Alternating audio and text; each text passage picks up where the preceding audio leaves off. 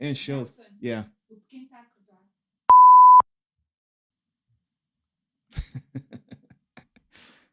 We're gonna take a break real quick. Yeah. I think, yeah. Okay, I'll take a break.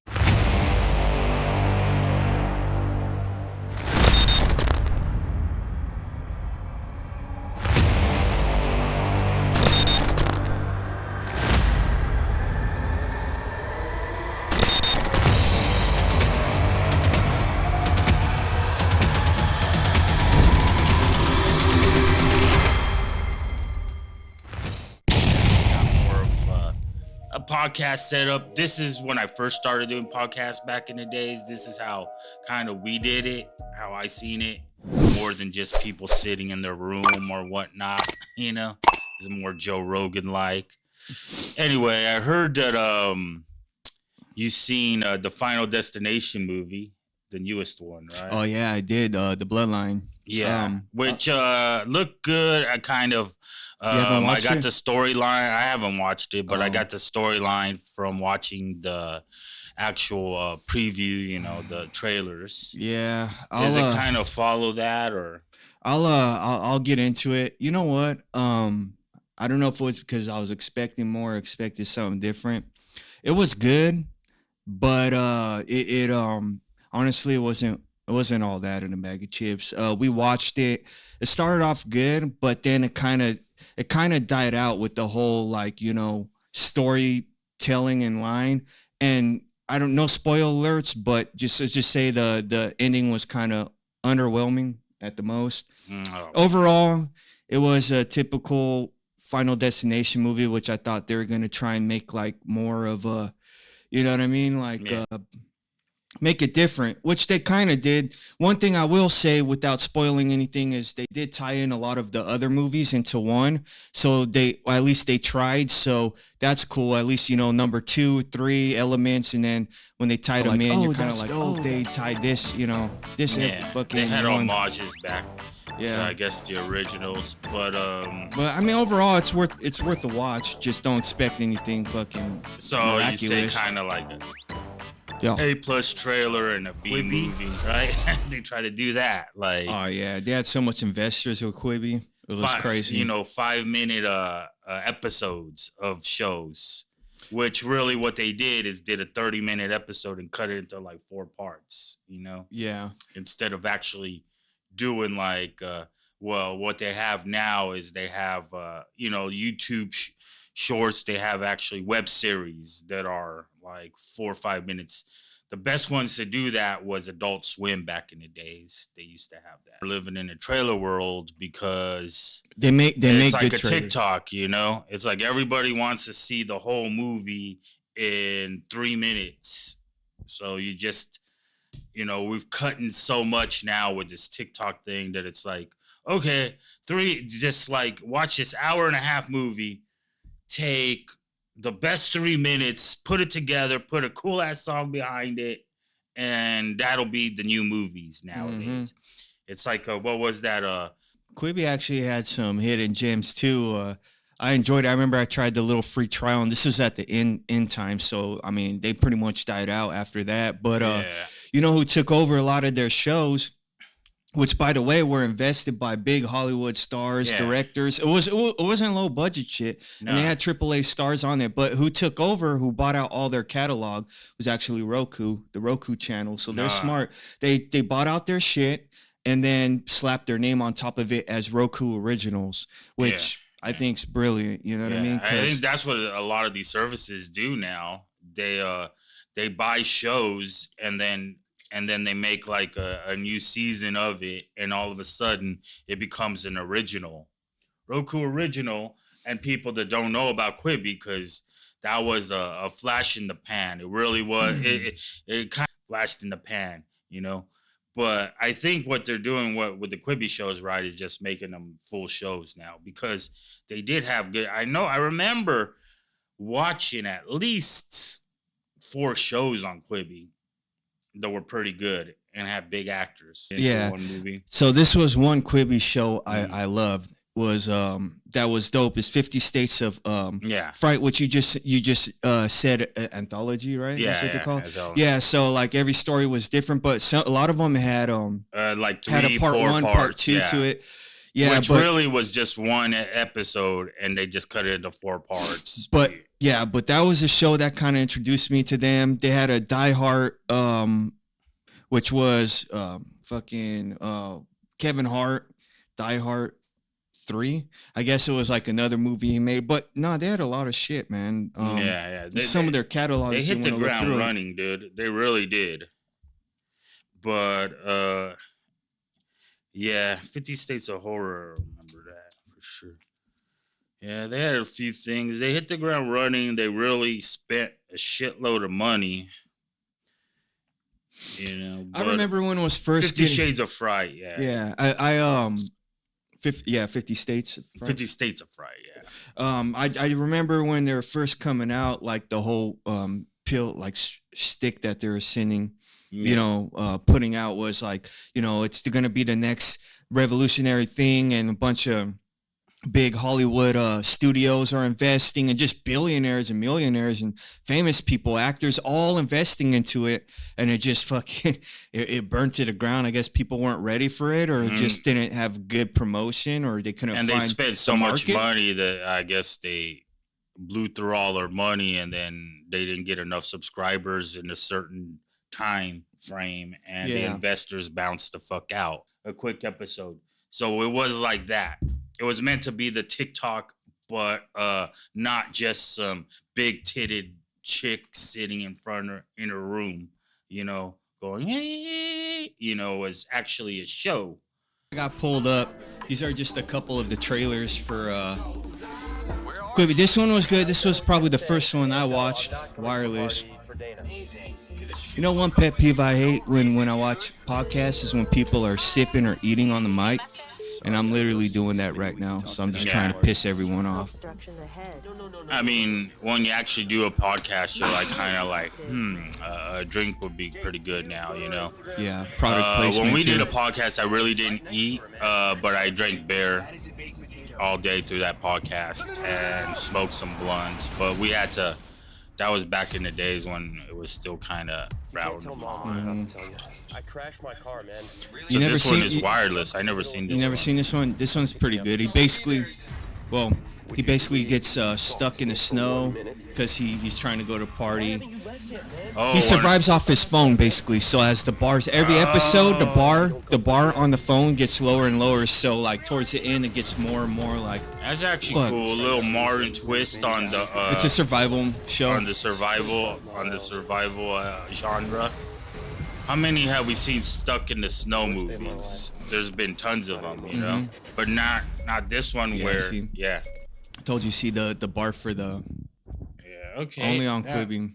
Yeah. So that one was cool because the fact is, Quibi was a little ahead of its time because this is like where it's kind of the metaphor is without our phone we die almost.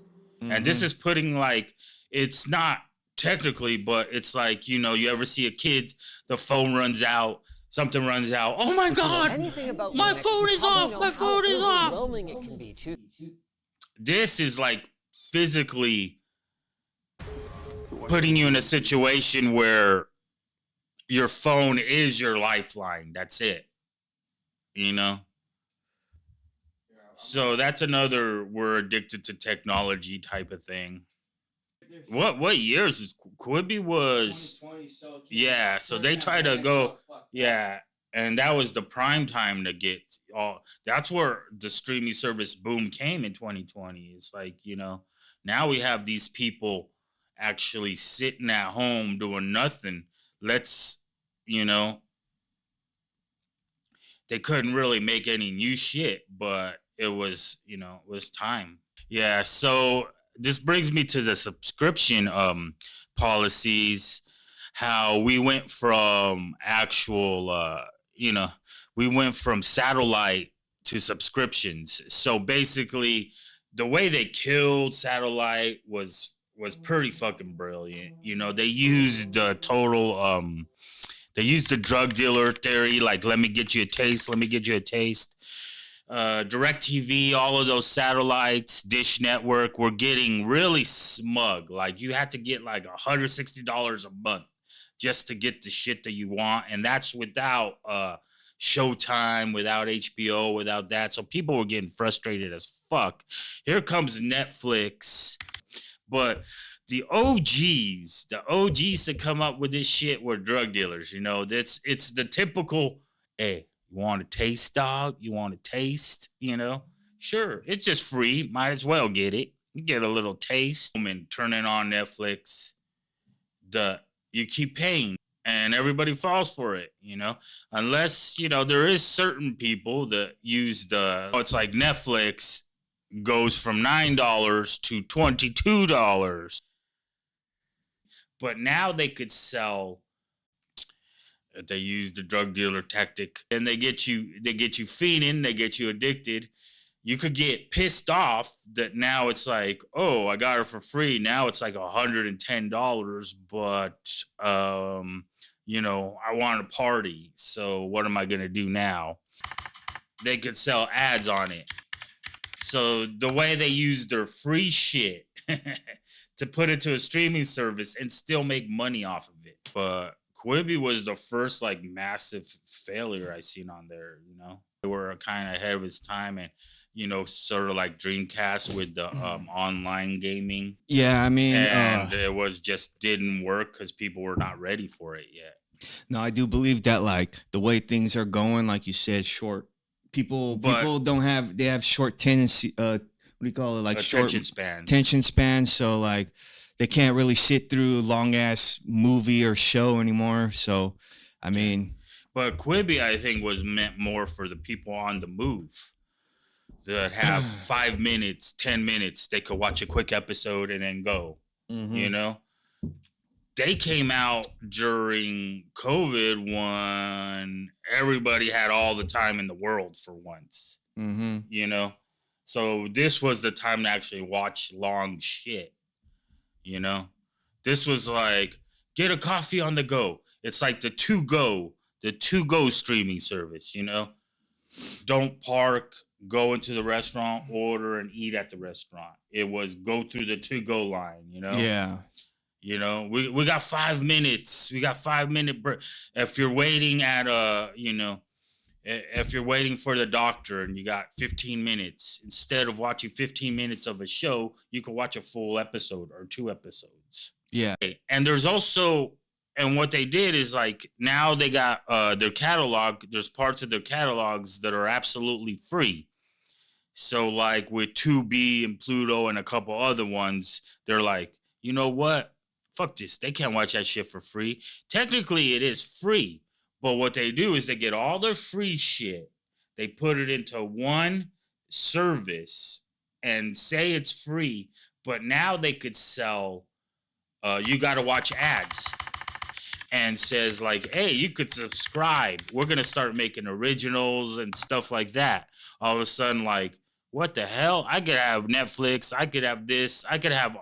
and then Sling TV comes. I could have channels and stuff for like $12 a month instead of $160. All of a sudden, I could have all the shit that I have on Dish Network, on DirecTV, for 10% of the price. So they, what they do? They operate at a loss. They get you in, and you're like, dude.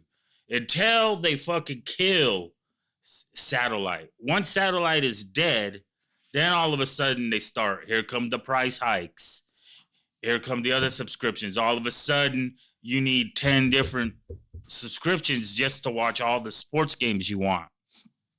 Just to watch a regular TV. All of a sudden, now you need YouTube TV, Hulu TV, which now is $70 a month.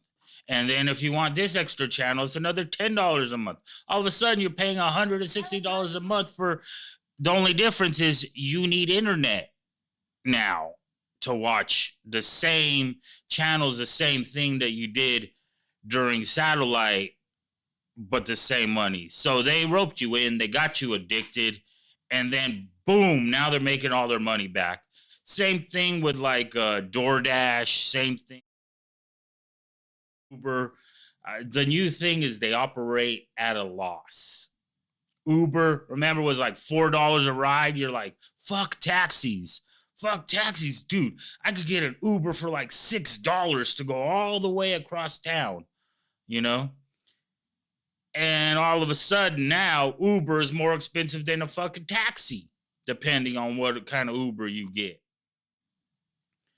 So they operate at a loss until they killed taxi companies, basically. And now they're coming. Same thing with DoorDash. DoorDash was like, oh yeah, it's like $1 fee. You could get this, you could get that. And all of a sudden, during the pandemic, like, oh yeah, free delivery fees, nothing. You don't have to do any of that stuff, you know? All of a sudden now, it's like, I see people post shit. I don't get DoorDash, but I see people post shit that they get a burrito, you know, behold the $38 burrito, you know, when if you go there, it's $12. It's like, oh, fuck.